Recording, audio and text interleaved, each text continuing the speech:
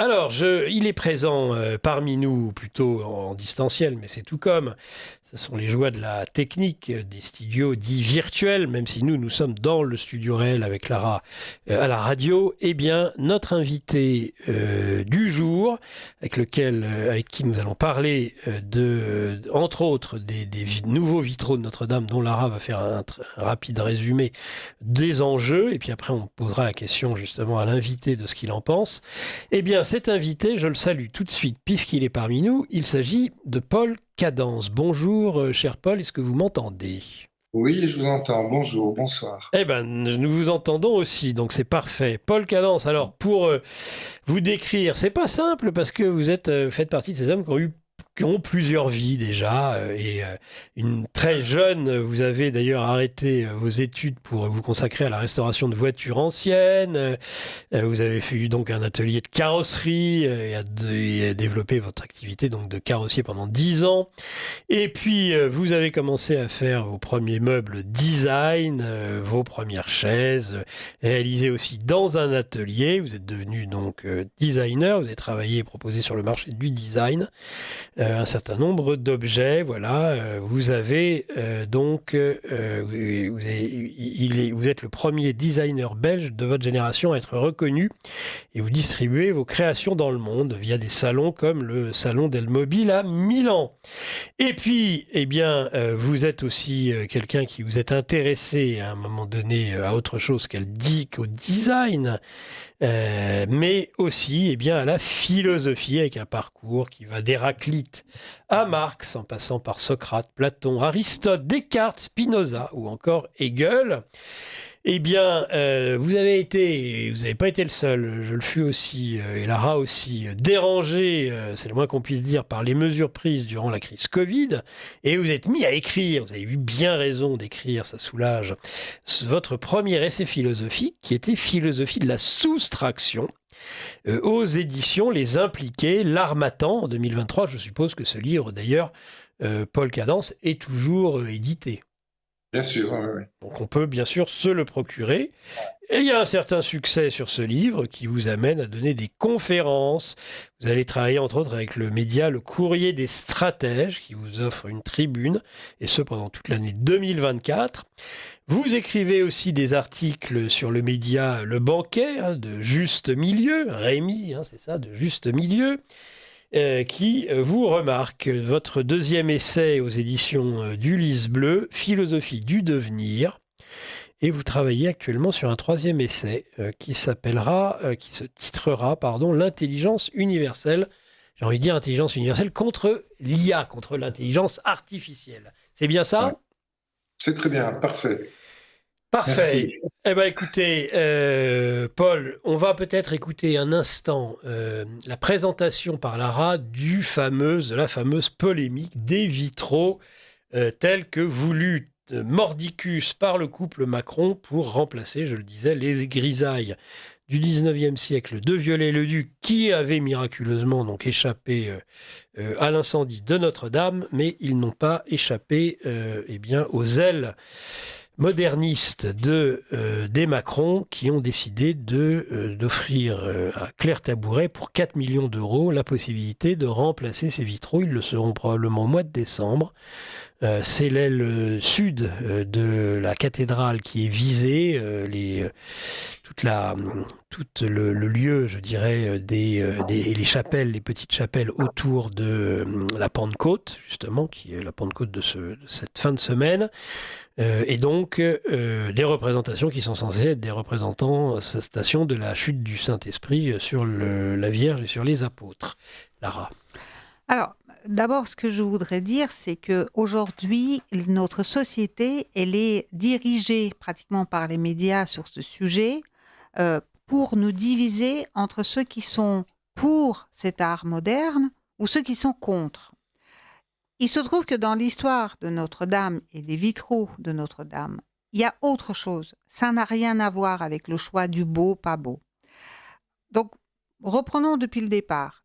2019, l'incendie de Notre-Dame, il y a des miracles, parce qu'il y a la statue de la Sainte Vierge qui survit. Le 15 avril 2019. Voilà, il y a les reliques qui qui tombent en dehors de l'incendie alors qu'ils auraient pu tomber à l'intérieur et disparaître ainsi. Et puis, il y a ces vitraux qui sont gardés. D'ailleurs, la façon dont les pompiers ont opéré sur l'extinction d'incendie ont permis de préserver Notre-Dame. Donc, ces vitraux ont survécu à ce qui était vraiment une catastrophe et tout à coup, ils doivent être remplacés. Ils doivent être remplacés, c'est un choix complètement politique, c'est un choix, je pense, qui est mené par une espèce de mégalo, mais pas que, parce qu'il y a un message dedans. Notre-Dame, c'est pas simplement un monument historique, c'est le cœur même du christianisme européen. C'est le symbole le plus reconnu, le symbole chrétien le plus reconnu sur Terre aujourd'hui. Donc, on est en train de transformer ce symbole par l'intérieur, justement à travers ces vitraux, parce qu'on choisit quelqu'un qui n'est pas anodin dans l'histoire. Qu'est-ce que c'est Claire Taboret ? Certes, c'est une artiste peintre française qui vit aux États-Unis, mais qui a des penchants extrêmement glauques. C'est dès le départ, il y a quand même des œuvres qui sont consacrées aux victimes des tueries abominables. Et ce ne sont pas des portraits qui glorifient ces victimes. Hein, ça leur montre, ça glorifie plutôt les assassins. Les assassins parce que ça les montre dans un état barbouillé de sang, de rouge en tout cas. Ouais. Et donc, cette personne se permet de réaliser une œuvre dans laquelle, comme au temps des vitraux qui étaient réalisés, vous vous rappelez ce qui se passe à Chartres, donc les vitraux, il y a des messages cachés parce que sont financés par différents corps de métier. Donc, vous avez une symbolique qui est cachée. Vous avez un éléphant avec des petites oreilles, tout à coup. Pourquoi avec des petites oreilles ? Mais à chaque fois, il y a un C'est même contexte. parfois financé jusqu'à certaines corporations, comme les Filles de Joie et autres à Chartres. Exactement. Et donc, il y a certaines parties du Nouveau Testament qui sont mises en avant, ou de l'Ancien. Mais en revanche, c'est fait comme un acte de rédemption, comme un acte de demande de pardon. Là, c'est autre chose. C'est-à-dire qu'on va mettre à la hauteur des vitraux, c'est-à-dire on sera tous en dessous, on passera tous en dessous, et on met qui ? On a aujourd'hui des éléments qui prouvent qu'on va y mettre des abominables assassins qui ont inspirer cet artiste peintre, ça la regarde dans sa vie privée, si elle s'inspire, si elle a en plus des clients qui achètent ça la regarde, c'est son problème. Mais basé sur ce passé-là et faire des références à des meurtres, des assassins atroces, et les placer au cœur même du cœur battant de Notre-Dame de Paris, c'est un acte, je pense, abject. Je ne vois pas comment on peut être aujourd'hui indifférent à ce qui se passe. Il faut vraiment que toute personne, croyante ou pas, doit se lever. Parce que là, c'est impossible, ça ne peut pas passer. C'est juste impossible. Maintenant, je vous laisse détailler qui sont les personnes. Moi, avec effarement, j'ai découvert qu'il y a même un Russe, vous imaginez, représenté sur les... Un tueur en série. Un Russe qui est l'abominable tueur, l'un des plus grands tueurs de Russie moderne, qui s'appelle Popkov, Mikhail Popkov, le maniaque d'hangar, on l'appelait. C'était une espèce de loup-garou. Pourquoi ? Parce que c'était un policier qui commettait des meurtres. Il a tué 87 jeunes filles. 91. Il y a encore des jugements qui passent encore. Hein. Il continue encore d'avouer. En tout cas, l'époux de Claire Tabouret, ou l'ami de l'époux de Claire Tabouret, s'est fait tatouer 87 sur le biceps. Pour les 87 victimes. Hein. C'est-à-dire qu'en plus, on a des admirateurs, on a des adorateurs, que ce soit Claire Tabouret ou que ce soit son mari, des adorateurs du glauque, des adorateurs de la secte de la famille Manson, ou de Crowley aussi. Hein. Oui, Satan, Nicolas. Popkov, c'est pas n'importe quelle figure. Hein. Ce type n'a jamais rien regretté. Jusqu'à maintenant, il joue avec la justice russe à les faire aller et venir sur les aveux, parce que jusqu'à maintenant, on n'a pas toutes les victimes. Hein. C'est quelqu'un qui était très... Alors écoutez, je vous propose, Lara, parce que le problème c'est que le temps s'écoule très rapidement, plus rapidement que je ne l'imaginais d'ailleurs, et j'aimerais entendre évidemment notre invité, Paul Cadence. Vous avez écrit un article, je crois, dans le Courrier des Stratèges sur justement ces vitraux, ces nouveaux vitraux, et j'aimerais avoir un petit peu votre son de cloche. Hein, quand on parle de cathédrale, c'est un mot qui peut convenir, justement, Paul. Voilà, merci. Écoutez, moi, c'est un sujet que j'adore, en fait, puisque déjà, j'étais à Paris le soir du 14 avril 2019, c'est ça? Oui, 14 ou 15, oui. Le 15 avril, j'étais à Paris et dans un restaurant, des gens à côté de notre table nous disaient la cathédrale est en feu, la cathédrale est en feu. Donc, ça m'a touché personnellement quelque part et on était à ce moment-là. Il faut replacer un petit peu les choses dans le contexte historique quand même, parce qu'on sortait de la crise des Gilets jaunes, qui était quand même assez importante, et le soir de l'incendie de Notre-Dame, le président devait faire une sorte d'allocution publique, on l'imagine sur une chaîne de télé, à propos de cette crise des Gilets jaunes qui ne se terminait pas. Elle a été annulée vu qu'il y a eu l'incendie de Notre-Dame. Donc il peut remercier un peu le pyromane au passage, ça lui a épargné ce discours un peu compliqué. Un petit peu avant ça, en 2018, qu'est-ce qu'il y a eu? Il y a eu un attentat à Strasbourg. Cet attentat à Strasbourg est arrivé en décembre 2018, en plein mouvement de Gilets jaunes aussi. Oui. Complet de ça. Donc ça, c'est arrivé à ce moment-là. Et puis l'incendie de Notre-Dame. Et un peu après, le Covid est arrivé et a tout nettoyé. Oui. Donc pour moi, les événements qui se sont déroulés pendant cette période-là a évacué définitivement la crise des Gilets jaunes, qui était quand même quelque chose assez puissant en France, une révolte assez importante. Et voilà ce qui s'est passé au niveau de l'incendie. Maintenant, Juste par rapport justement à ce que devait dire ce soir-là Emmanuel Macron en tant que président de la République au soir de 20h, c'était un retour. Ils devaient rendre compte des cahiers de doléances. C'est-à-dire qu'ils avaient inventé les cahiers de doléances pour calmer la crise des Gilets jaunes. Et les Français, très gentiment, ont tous laissé des demandes qui devaient aboutir à une annonce du chef de l'État. C'est juste pour préciser ça. Très bien, merci. Donc, sans être complotiste, on peut quand même remarquer que les événements se déroulent un petit peu dans le sens du président de la République, le jeune président de la République à ce moment-là, qui débutait un peu, lui en 2017. Donc, voilà un peu ce qui s'est passé au niveau de cet incendie, qui a été vraiment très controversé au niveau de la possibilité ou l'impossibilité de mettre le feu à ces énormes poutres centenaires. Enfin bref, voilà, ça c'est une part des choses. Ensuite, maintenant, moi, je suis scandalisé en tant que Belge déjà et en tant qu'artiste, je suis scandalisé de voir qu'il n'y a pas eu un appel d'offres public pour sélectionner un artiste, une artiste pour changer ces vitraux. Les changer ou ne pas les changer, à la limite, c'est encore un autre débat, mais que ce soit la décision et que ça a été imposé par le président et sa femme de façon terriblement autoritaire, en fait, jusqu'à la dernière seconde, jusqu'à aujourd'hui apparemment, puisqu'il y a eu une décision qui a été validée aujourd'hui, comme quoi il y avait l'autorisation de l'échanger. Oui, l'appel, il y a eu un appel pour justement empêcher ces travaux qui a été débouté par la justice. Voilà. Donc moi, je trouve ça vraiment scandaleux de ne pas faire un appel d'offres au niveau des artistes.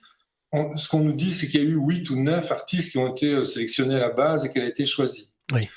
Maintenant, une seconde sur tout ce que vous avez dit sur Claire Tabouret en tant qu'artiste et avec ma vision, je vais voir les choses un petit peu différemment. Allez-y, je vous en prie. Voilà. Alors, Claire Tabouret, artiste française, femme d'une quarantaine d'années vivant aux États-Unis à Los Angeles, bon, très bien. J'ai un peu regardé son travail et j'avoue que c'est quand même un personnage assez troublant. C'est quelqu'un d'assez étonnant. C'est une femme assez sombre et une artiste un peu bizarre. Et évidemment qu'il y a toute une sorte de... Je ne veux pas dire qu'il y a une cabale derrière elle, mais je ne sais pas dire qu'elle est entourée de mysticisme, mais il y a évidemment quelque chose. C'est un peu trop pour moi pour me prononcer là-dessus, mais j'ai vu son travail et qu'est-ce qu'on voit? Des femmes si à moi, de cerveaux qui sont deux têtes qui sont collées l'une à l'autre, c'est de cette toile.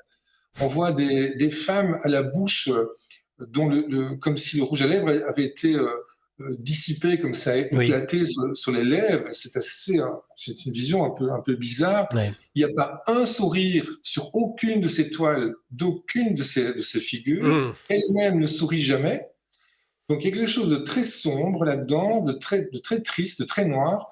Et je trouve que sur le projet de vitrail qui représente la Pentecôte, la femme en question, pour moi, c'est un autoportrait. Pour moi, c'est vraiment son autoportrait à elle. Il n'y a qu'à voir, elle lui ressemble. Et je trouve ça encore presque plus scandaleux qu'autre chose. Oui, alors, ça c'est après, et c'est vrai qu'il peut y avoir une discussion à savoir qui elle représente. Néanmoins, vous avez plusieurs personnages autour des apôtres qui tendraient à démontrer que la Vierge, en fait, est représentée par bien Susan Atkins, celle qui a tué Sharon Tate, l'épouse de Roman Polanski, qui était enceinte de 8 mois. Elle l'a éventrée, elle l'a tuée sans remords. Et il y avait cette prophétie de Charles Manson qui disait, eh bien, c'était en 1969, ils se présenteront devant la mère de Dieu, et croiront la prier, et ils prieront, en fait, la fille du diable. Et c'est pour ça qu'il y a un doute. Mais bon, qu'importe. Ouais. Est-ce que vous avez d'autres éléments sur le couple Macron ou sur justement le fait d'imposer oui. Si vous voulez en ajouter des choses, bien sûr, c'est le moment, Paul. Voilà. Donc, moi, je suis dans le milieu du design et de l'art depuis un certain temps, oui. Évidemment. Donc, vous connaissez bien le sujet. Voilà, je connais pas mal de collectionneurs, des grandes collections en France, en Suisse, un peu partout. Et j'ai un petit pressentiment. Voilà, je vous le livre franchement, c'est ce que je ressens maintenant. Je ne pense pas vraiment à une forme de complot, à une forme de pénétration de la cathédrale par la franc-maçonnerie ou par des forces occultes, bien que ça existe quand même. Je l'accepte vraiment volontiers. Mais je crois que le couple Macron n'est pas là-dedans. Je crois qu'ils sont conseillés, ces gens. Je crois qu'ils sont dans un monde de riches, un monde de gens célèbres et connus qui passent leur temps à aller à gauche à droite dans des cocktails, à rencontrer des gens intéressants. Ils sont en contact avec plein de grandes fortunes et on a vu les donations qui ont été faites juste après l'incendie de Notre-Dame. Je crois que c'est je ne sais pas combien de centaines de millions d'euros ils ont reçus de grandes familles, souvent catholiques d'ailleurs, qui donc ont obligé un petit peu les Macron à rénover la cathédrale dans son état d'origine, à l'identique. Ils n'auraient pas pu construire une pyramide en verre à la place de la flèche de Viollet-le-Duc, ça c'est une évidence. Donc ils ont dû la restaurer à l'identique pour satisfaire les donateurs d'un côté et pour satisfaire qui ? Les 13 000 touristes par an qui la visitent. Parce qu'il y a ça quand même. Moi je crois que cette cathédrale était déjà réifiée, c'est-à-dire que c'était déjà une sorte d'objet touristique bien avant qu'elle ne brûle. Et que donc il fallait absolument continuer, garder toute cette clientèle venant du monde entier la visiter, faire payer les entrées parce que Paris est endetté et que donc cet objet doit être rentabilisé. Écoutez, c'est l'autre option qui est en effet l'option peut-être la moins complotiste, si j'ose dire. Mais quoique c'est pas d'un complot dont on parle que de l'intrusion du satanisme, de l'inversion des valeurs, de l'inversion religieuse, de l'inversion du sacré aussi dans cette affaire. Et c'est l'autre option. Et Lara, vous pouvez échanger peut-être rapidement l'un et l'autre sur ce point. Oui, moi je comprends ce que dit Paul, mais je ne suis pas d'accord profondément pour une raison très simple, c'est qu'il y a bien d'autres moyens. Il y a bien d'autres monuments où on peut rénover, où on peut introduire l'art moderne, laisser l'empreinte, etc. Il y a une volonté très étrange vis-à-vis de la cathédrale. Rien qu'à prendre en compte le fait que tout le monde était opposé au fait que le président prenne parole lors de la cérémonie de réouverture à l'intérieur. D'ailleurs, il avait promis de le faire à l'extérieur. Et il a quand même fait à l'intérieur. Donc en fait, il y a une emprise qui est sur cette cathédrale et je ne pense pas que c'était devenu un objet touristique. Elle avait réellement une profondeur autre que moi, même en tant que touriste, je n'ai pas visité à ce moment-là un monument historique, j'ai visité une cathédrale. Et cet esprit de cathédrale, il y était avant la réouverture. J'ai consulté des personnes qui ont pu visiter depuis et qui disent il y a plus rien de tout ça. C'est-à-dire que l'aspect spirituel, la force qu'il y avait dans Notre-Dame, qu'ils avaient visité avant et qui existait à cette époque, malgré la présence des touristes. D'ailleurs, les touristes, ils viennent pas pour regarder l'art moderne de Notre-Dame. Je suis désolée pour les grands artistes du temps moderne. Ils sont même pas à la cheville de ceux qui ont su faire ces gens-là avec la notion de couleur qu'ils importaient de très loin, etc. Le fameux bleu et tout ça.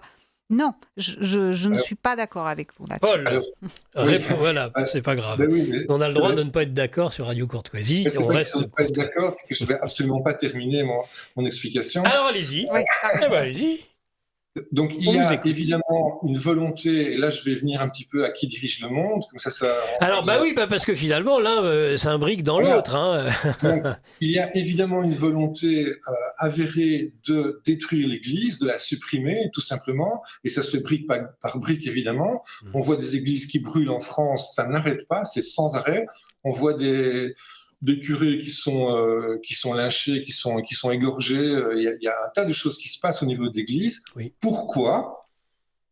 Parce que il faut remettre les choses dans l'ordre. Il faut savoir qui dirige ce monde. Qui dirige ce monde, voilà, c'est l'industrie. L'industrie dirige le monde. L'industrie donne des ordres politiques, qui donnent des ordres à la presse, qui les transmettent et qui les exécute. Et le peuple accepte. Et d'accord, il ne comprend rien pour finir parce que qu'est-ce que le peuple voit ? Il voit les hommes et les femmes politiques qui s'expriment, mais ils ne comprennent pas d'où viennent les ordres, en fait. C'est l'industrie qui dirige. C'est très simple. Si on supprime l'industrie du monde, tout disparaît. Qu'est-ce que vous appelez l'industrie exactement, Paul ? L'industrie, dans son sens le plus large, c'est-à-dire la production, l'outil de production industrielle. Ouais. Toute la fabrication, la production. Les banques sont en dessous. Les banques dépendent de l'industrie. Elles aident l'industrie, mais elles en dépendent. La bourse en dépend aussi. Sans l'industrie, il n'y a plus rien. Si on enlève tout et qu'on laisse l'industrie, tout redémarre. Si on enlève l'industrie, tout disparaît. Donc c'est la preuve que l'industrie est au cœur du problème, c'est elle qui dirige. Et il y a ce problème de rentabilité à avoir absolument, qui fait que l'Église est un frein. Il faut absolument l'évacuer parce que l'industrie a besoin de main-d'œuvre bon marché, de faire un dumping social pour baisser les coûts de revient des gens qu'elle emploie. Elle a besoin de multiplier sa clientèle en créant des classes sociales. On pense par exemple à l'homosexualité, on pense au transgenre, on pense au féminisme et des choses comme ça. Donc elle a besoin d'ouvrir toutes ces valeurs pour mettre un maximum de gens au travail, les payer le moins en moins cher et que ce soit des gens qui soient contre-révolutionnaires. Donc tout ça, c'est déjà bien calculé. Marx avait déjà vu ça il y a bien longtemps. C'est en train de se réaliser maintenant. Et comme par hasard, toutes ces valeurs sont des valeurs contraires à l'Église. L'Église n'aime pas tellement, la prostitution, oui, la pornographie, peut-être, mais les mariages gays, elle n'aime pas tellement. Le féminisme à outrance, pas tellement non plus. La transsexualité non plus. L'euthanasie non plus. Donc ce sont les valeurs de l'Église, en fait. Ces valeurs-là sont un frein à l'industrie. Et voilà pourquoi il faut l'évacuer et transformer Notre-Dame en un grand marché de Noël, si possible, et évacuer l'Église. Voilà ce que je crois au niveau du... C'est une analyse qu'on retrouve aussi chez Heidegger avec le raisonnement utilitaire. Finalement, c'est la rationalité technique qui dirige le monde, selon vous, si on veut avoir une analyse non marxiste, mais peut-être marxienne néanmoins, de la société mondiale. C'est un peu ça. Donc, ça, c'est finalement, il y a aussi derrière cela la désacralisation du monde. Alors, il y a toujours deux axes, mais ça... Le sacré, c'est pas rentable. Oui, Pierre Hillard le dira bien mieux que moi, il y a toujours deux axes. Il y a toujours un axe religieux et un axe financier.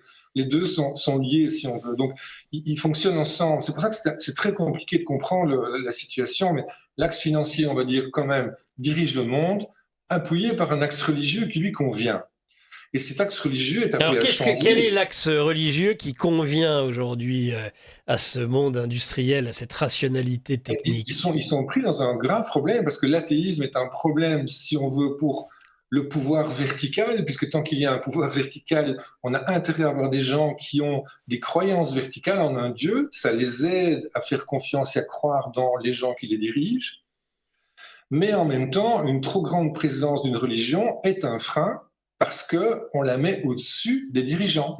Et donc l'islam, par exemple, peut être un frein pour l'industrie, et donc aurait plutôt tendance à vouloir un petit peu freiner l'islam, qui a des croyances trop fortes par rapport à la croyance dans la marchandise, le marché, la consommation, ce que doit faire le peuple pour plaire à l'industrie. Est-ce que vous êtes Weberien? Est-ce que vous considérez comme Max Weber que le protestantisme est le rite le plus adapté justement à cette industrie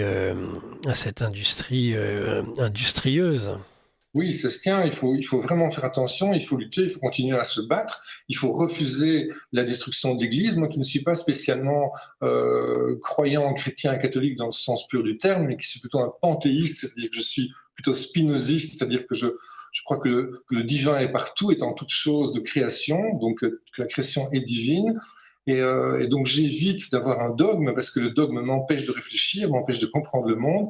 Et en gros, comme disait Hegel, la liberté absolue, oui, a un prix, c'est de se soustraire à tous les dogmes, absolument tous. Donc ça, c'est son secret.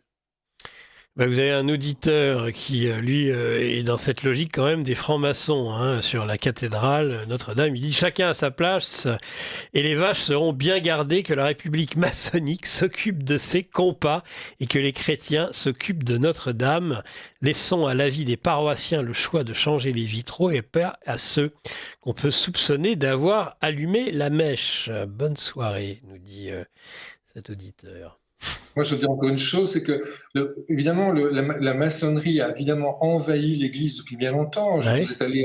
Vous êtes allé à Versailles, on a vu la chapelle de Versailles, on voit les carrelages, les dalles de Versailles noires et blanches, on voit la pyramide avec l'œil au centre sur l'autel de cette chapelle. On voit aussi les mêmes dalles noires et blanches sur le sol de Notre-Dame. Donc, il y a quand même une pénétration de la maçonnerie dans l'Église, vraiment séculaire. Donc, ne soyons pas dupes de ça, évidemment. Il faut vraiment le savoir. Donc, maintenant, qu'est-ce qu'ils font, les Macron? Ils font un pas en plus. Ils nous arrachent un peu de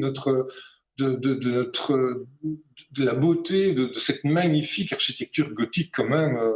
Je vais quand même rappeler aussi que c'est Philippe II en 1223 qui a créé cette magnifique cathédrale. Elle a été évidemment détruite à la Révolution française par tous ces crétins, et puis elle a été restaurée par Viollet-le-Duc en 1845. Il l'a agrandie, il a fait cette flèche de 93 mètres de haut, ce qui est une merveille évidemment. Donc on a une merveille architecturale. Allez dire à Mélanie en Italie, à Milan, qu'on va changer les vitraux du Duomo de Léonard de Vinci, vous allez voir sa tête. Allez dire ça à la Sagrada Familia à Barcelone, ça va être pareil. Ces gens ont quand même un respect pour la croyance certainement, pour l'Église certainement aussi, mais surtout pour la beauté du bâtiment et le respect de ce bâtiment. Moi, je trouve que rien que pour ça, c'est scandaleux, ça devrait être complètement interdit. Il faudrait leur faire changer ces vitraux dès qu'ils sont installés et remettre les anciens. Mais j'aimerais qu'on revienne sur cette religion la plus adaptée justement à l'industrie, à ce qui domine justement le monde, en tout cas occidental. Paul Cadence, parce que est-ce qu'il n'y a pas une religion finalement adaptée exotérique et une religion ésotérique, les deux s'imbriquant, l'exotérique étant en effet faite d'athéisme, de consumérisme et j'en passe, et puis une religion ésotérique qui pourrait être finalement celle de l'industrie, celle de la raisonnement utilitaire, qui serait le satanisme. Alors, ça peut paraître original, mais bon. Ouais, ça pourrait être original, d'accord, mais moi j'ai un peu un problème avec ça, c'est que je Regardez me dis... les JO 2024, ça vous a pas choqué quand même? Qu'est-ce qu'ils ont voulu faire là en juillet? C'était les bacchanales, c'était vraiment des bacchanales représentatives d'une espèce de décadence sans nom de ce qu'est, je dirais, la Ve République. C'est vraiment une catastrophe ce qui s'est passé là. Mais en fait, c'est le copier-coller des, je sais pas moi, de concours pour la chanson, comment ça s'appelle encore, l'Eurovision. Oui, l'Eurovision.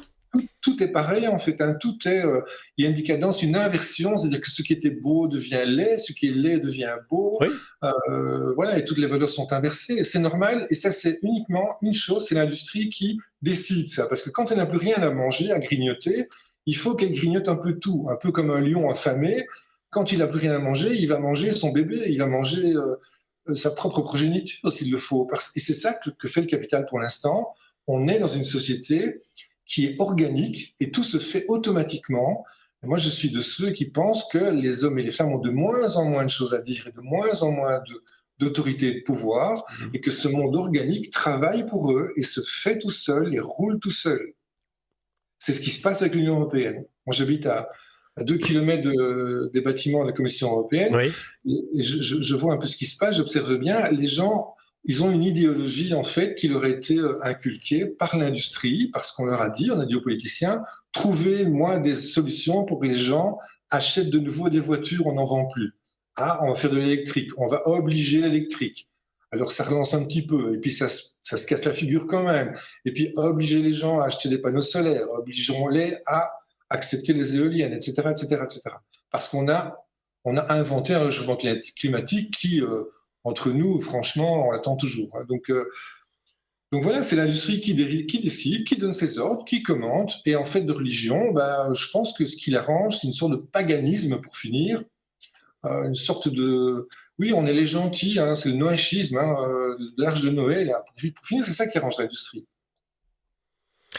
Oui, en tout cas, voilà, vous considérez, c'est intéressant comme réflexion, mais que tout ça est automatique, qu'il n'y a pas nécessairement une boîte noire, en quelque sorte, dans une analyse cybernétique de la société, avec des individus précis qui tireraient les ficelles. Ça, vous n'y croyez pas. Exactement, c'est tout à fait ça. Je crois que c'est même indépendant de leur volonté, ça les dépasse. En fait, l'homme a créé un monstre. Avec l'argent, avec le capital, avec la production, il a créé un monstre qui lui échappe en fait. Et maintenant, qu'est-ce qui coule dans les veines des gens? C'est l'argent. Et quel est leur idéal? L'hubris, la démesure. Donc l'idéal des gens, c'est la démesure. Ça, c'est l'idéal. On les voit, tous les riches de ce monde sont non seulement dépensiers, outranciers, ils exagèrent tout, mais en plus, ils sont, excusez-moi l'expression, mais ils sont cons. Ils sont devenus bêtes à force. L'argent rend bête. Écoutez, merci Paul Cadence, ça mériterait une émission entière et non pas un bout d'émission. Ça nous a permis en tout cas de faire connaissance dans cette émission qui va s'achever. Est-ce que vous pouvez nous rappeler votre dernier livre, La Maison d'édition, et comment se le procurer?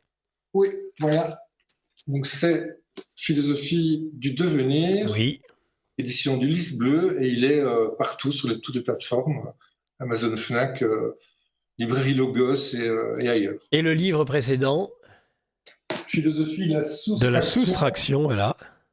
Ouais, il est ici. Ça, c'est le précédent. Très bien. Et à l'Harmattan, voilà. Là, c'est les impliqués de l'Harmattan, ouais. Très bien. Aussi disponible. Eh ben, merci beaucoup, Paul Cadence. Les auditeurs ont posé encore quelques questions ou observations. Je vous rejoins à 100% pour Bardella. Voilà, vous avez bonsoir Stocker, que conseillez-vous aux auditeurs pour échapper aux grosses difficultés de circulation qui auront lieu le 23 mai à Paris si vous n'invalidez pas les prévisions faites avec votre invité écrivain le 22 avril dernier?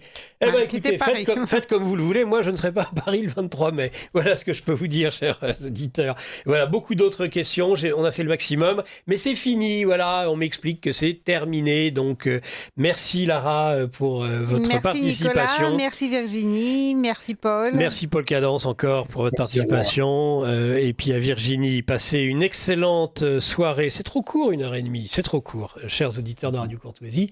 Et je vous dis à samedi maintenant pour le Libre Journal de Géopolitique Profonde. Bonne soirée à tous.